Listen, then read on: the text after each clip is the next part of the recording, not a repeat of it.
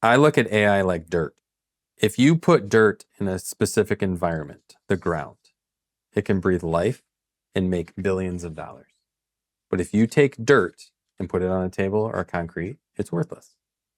So AI in the right environment can do unbelievable amounts of things and make wealth and provide value and unlimited potential. But if you put it in the wrong environment, like with no context, asking a question when it doesn't understand what you're trying to get at, it won't provide any value. So there's not a whole lot of days that go by where we don't hear more AI news. You know, either Microsoft, OpenAI, Anthropic is in the news, I feel like, all the time with Claude. Right now. And there's just constant updates, constant AI this, AI that. We hear it from clients like, how are you invested in AI? AI, everything. Yep. It's everywhere. So, and should I be scared of it? Yeah. Is it gonna Is it going to come take over? Is Terminator real? Not yet. Yeah. Yes, I think. Yeah. So the whole point of this show is, can AI make you a better investor? So the first thing I want to do, AI is a tool. It's not an investment strategy. What does that mean? Right.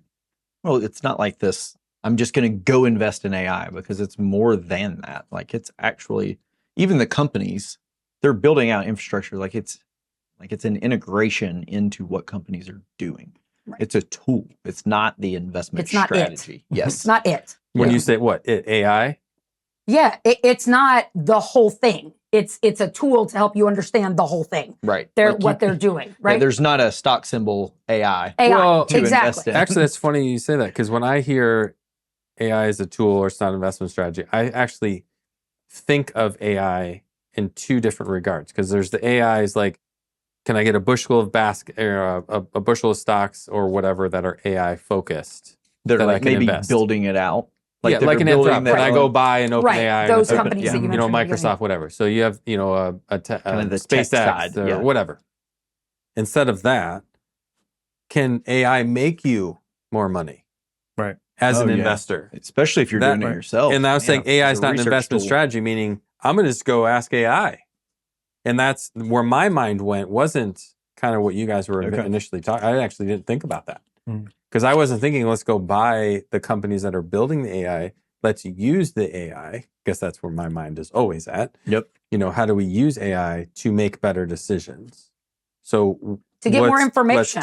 Let's talk about both, because I feel like AI is just a knowledge bank.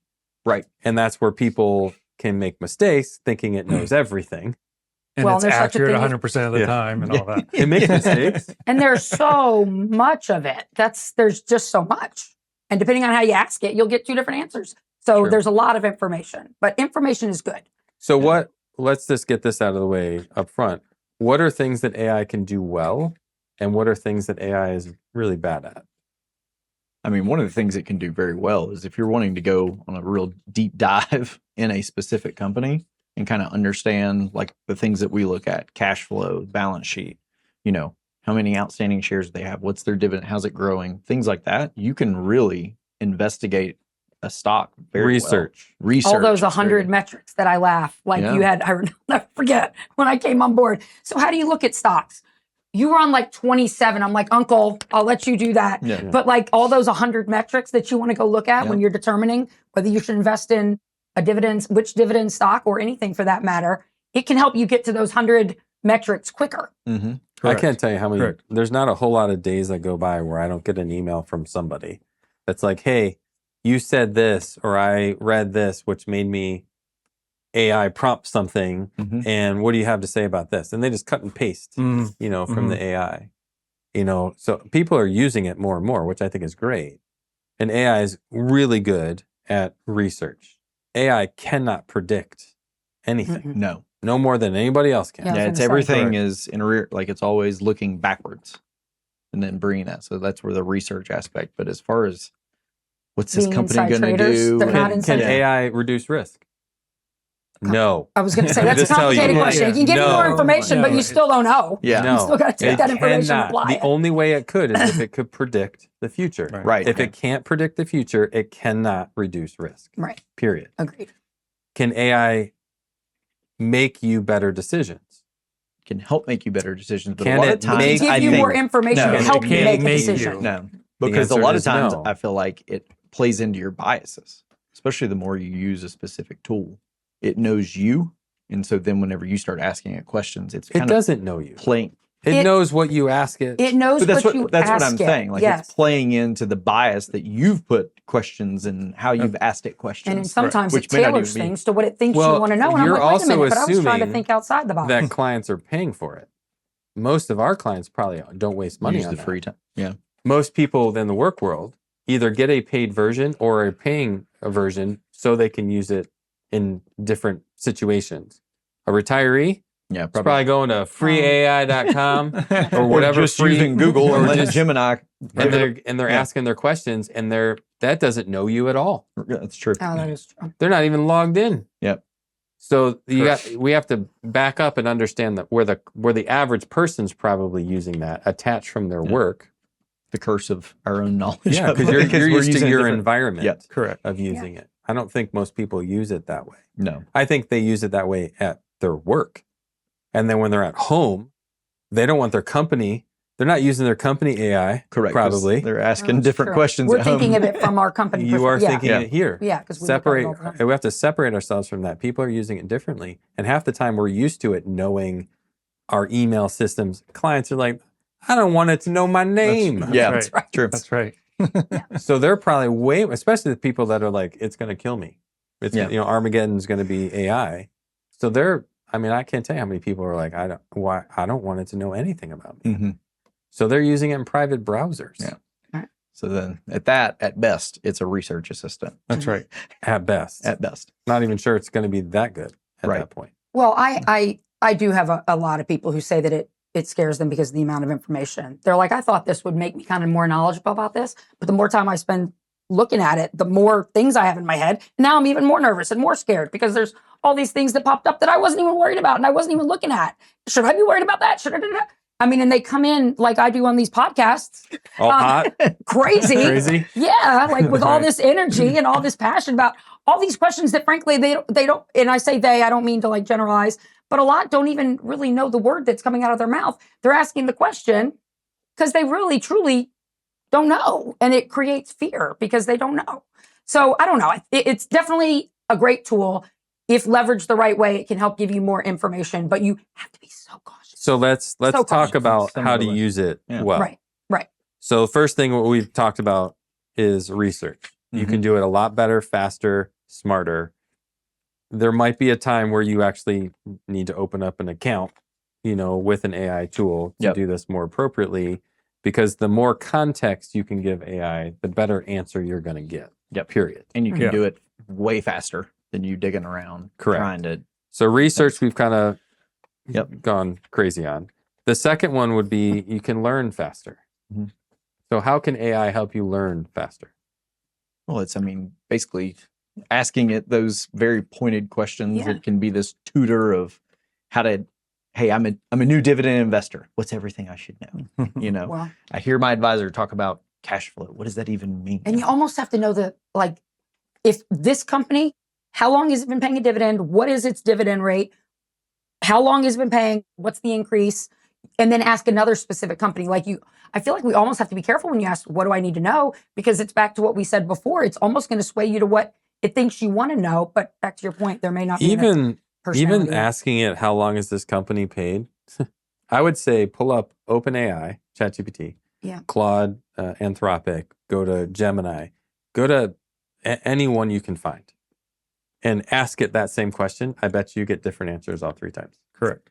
And on they might not, specific things, right. And they might not be accurate. They might None of all them. 3 be wrong. Because when that's- you go like dividend history for whatever reason, or debt of a company, Mhm. some things are really hard to find. Mm. Like even a Duke will publish their dividend history on their website. So you would have to point the AI, because if AI searches the web, it's going to have a hard time finding it.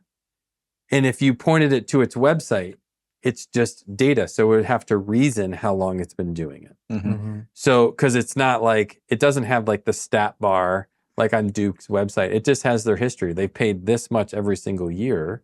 Some of it with special dividends, some of it wasn't. and I'm not saying AI is dumb because I think AI is very intelligent, but certain questions you ask it, it doesn't know the source of truth. Correct. And when it doesn't know the source of truth, it has to reason what the truth is, and it'll assume what it believes it is. And then therefore it's going to give you an answer, and you're like, well, what is it? Well, and if you don't know better, you might go with it, right? And you always say, hey, fact check me, right? Fact check me. You got to fact check it, because it's going to spit out what it thinks, but it may have not seen all the sources. And I'm not saying don't ask it questions. I think you should ask it tons of questions. Yep. I think you just need to be careful. Trust but verify. Trust but verify on specific things. Like what's its current yield? It'll crush every time. What did it pay last year? Oh no. If it's up to date, right? So sometimes you have to be specific and say in July or whatever in 2026. I mean, sometimes you can plug it in. It's completely outdated. Well, actually, what's an interesting thing, because I use AI all the time, it can't tell time. It cannot tell time. And so I'll talk to it, and it's like, okay, I'll say, hey, let's wrap up for the day, or I want to wrap up, or I forget. And then it's 2 days later, and it's like, okay, we've done this much work, because I use AI a lot.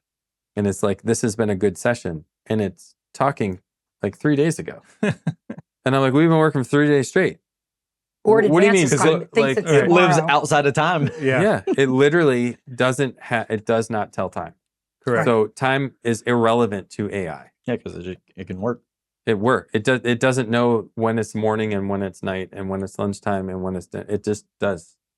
So I think to your point, when you're talking about certain things, and we're totally, people are all the AI experts are like, it can totally tell time. Yeah. I understand it. I just asked it what time it was. It doesn't work within the same time that we do. Yeah. So, but at the end of the day, it's very good at research. You can learn a ton with it, but you have to trust but verify. Another thing is comparing companies is another thing. Verifying the information is really key. Yeah. Because when you're specifically talking about information about a company, how you ask it is really, really important. You're giving it the lens of how to compare the two. Correct. Yes. Yeah. So just be careful. And obviously this is beyond the investing. This is just in general. I mean, I think about, whether you're studying for something, whatever it may be, and you're like, oh, let me just fact check that. And then you actually rephrase the same question and they give you a different answer. And it happens regularly. I like using, because now they're starting to put more references.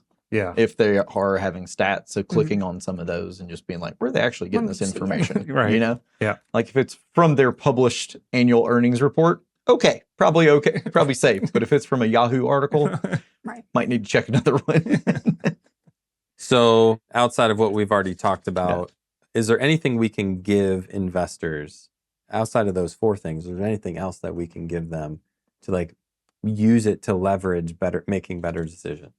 I would say specifically, and this is how I talk about AI as a whole. I look at AI like dirt. If you put dirt in a specific environment, the ground, it can breathe life and make billions of dollars. But if you take dirt and put it on a table or a concrete, it's worthless. So AI in the right environment can do unbelievable amounts of things and make wealth and provide value and unlimited potential. But if you put it in the wrong environment, like with no context, asking a question when it doesn't understand what you're trying to get at, it won't provide any value. So I think when you're going to use AI to become a better investor, to make better decisions, to build, to do whatever, its environment, meaning how you've structured asking questions, how you've set it up to do research, that matters more than the answer that you're going to get. Because if you don't set it up properly and put it in a good environment first, you have no idea what's going to come out. Right. And if you're just going to, AI.com or whatever and asking questions, that is not a good environment. Because it doesn't know you, it doesn't know what you're after, it doesn't understand anything. And it's got the whole web. Everything. To go do research. Yeah. And it's too broad. Right. You have to narrow that down to be specific of what you're looking for to get the type of answers that you're looking to get to make better decisions. And if you're just asking questions like this, it literally can go anywhere. Shotgun approach. Yeah. And that's why so many people don't like it.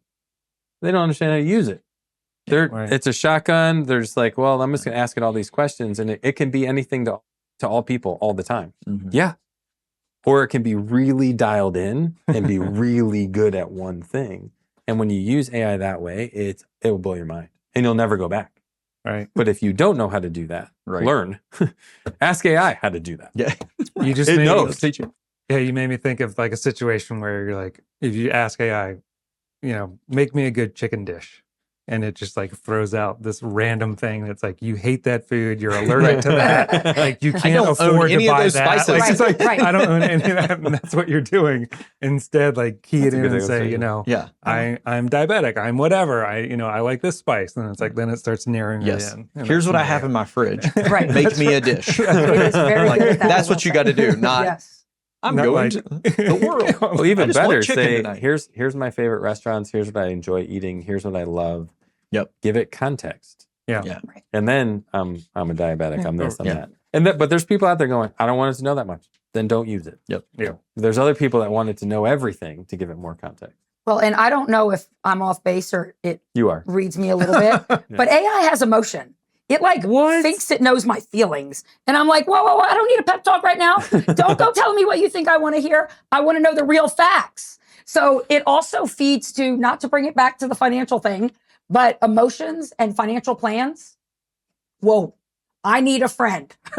And you got to phone a friend. You got to phone an advisor. You got a mentor, whatever, to say, wait a minute, am I letting my emotions get the best? Because every so often I got to tell whichever AI thing I'm on, I'm not sensitive today. I'm in my Jersey direct mode. Don't be being sensitive with me because it'll cater the answers to that too. I don't want to feel better. I want the facts. Well, when you're dealing with financials and you're talking about retirement, it might tell you, yeah, you're fine. You got plenty. Oh yeah, price of movie tickets are going to go down. No, it won't happen. So I think it plays to emotion. And I wanted to get that in there because it's interesting to me because I thought it'd be so facts. And it is facts if you ask it right and do all the things. But like it feeds what you send it, it also learns you as an emotional person if you have that option. Like if you've paid for it to know your emotions. But I just got to get that emotion word in there.